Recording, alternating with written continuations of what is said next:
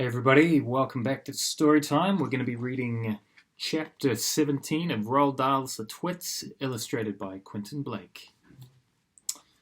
Chapter 17, The Great Upside-Down Monkey Circus. Now, for the monkeys. The 4 monkeys in the cage in the garden were all one family. They were Mugglewump and his wife and 2 small children.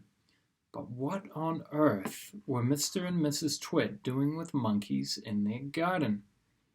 Well, in the old days, they both worked in a circus as monkey trainers, believe it or not. They used to teach monkeys to do tricks and to dress up in human clothes and to smoke pipes and all the rest of that nonsense.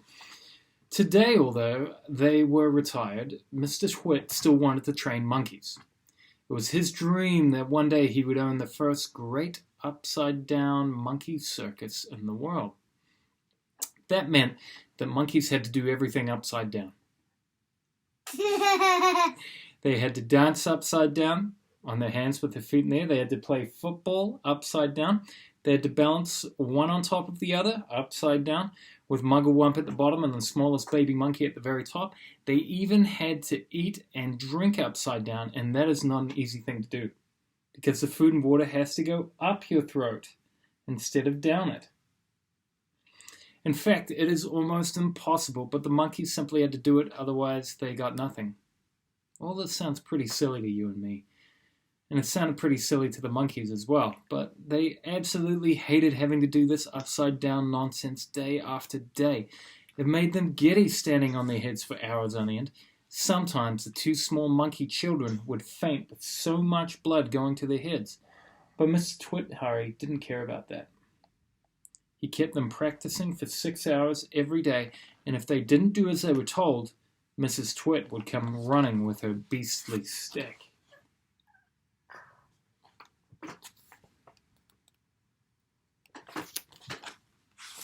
You gonna take that out of your mouth? Chapter 18, The Rolypoly Bird. To the rescue.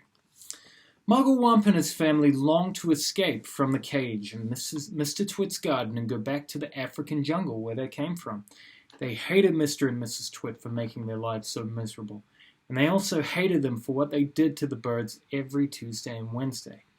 "Fly away, birds," they used to shout, jumping about in the cage and waving their arms. "Don't sit on that big dead tree. It's just been smeared all over with sticky glue. Go and sit somewhere else." But these were English birds, and they couldn't understand the weird African language that the monkeys spoke. So they took no notice, and they went on using the big dead tree and getting caught for Mr. Twit's bird pie. Then one day, a truly magnificent bird flew down out of the sky and landed on the monkey cage. Do you remember what his name is? That's right, the Rolypoly bird. "Good heavens!" cried all the monkeys together. "It's the Rolypoly bird! What on earth are you doing over here in England, Rolypoly bird?"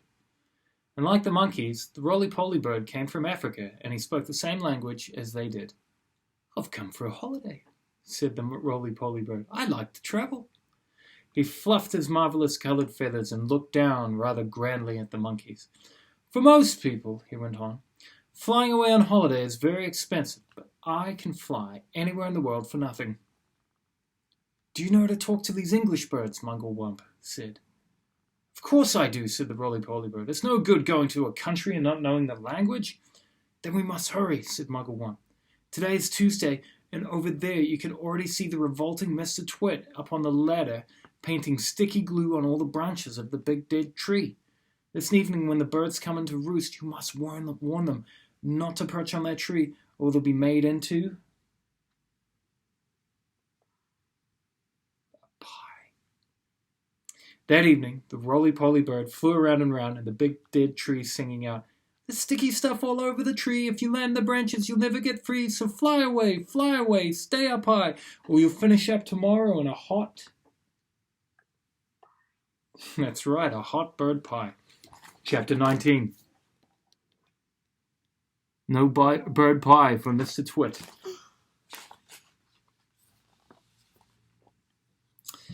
The next morning, when Mr. Twit came out with this huge basket to snatch all the birds from the big dead tree, there wasn't one single one on it. They were all sitting on top of the monkey cage, and the Rolypoly bird was there as well, and Muggle and his family were inside the cage, and the whole lot of them were laughing at Mr. Twit.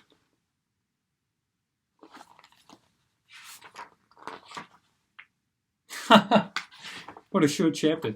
Chapter 20. Still no bird pie for Mr. Twit. What's he painting on top of the cage?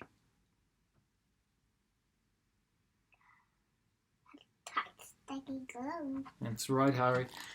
And Mr. Twitty's putting sticky old glue on there. Mr. Twit wasn't going to wait another week for bird pie. He loved bird pie. It was his favorite meal, just like Harry. No, I don't like bird pie. This time, he smeared all the top bars of the monkey cage with sticky glue, as well as the branches of the big dead tree. Now I'll get you, he said, whichever one you sit on.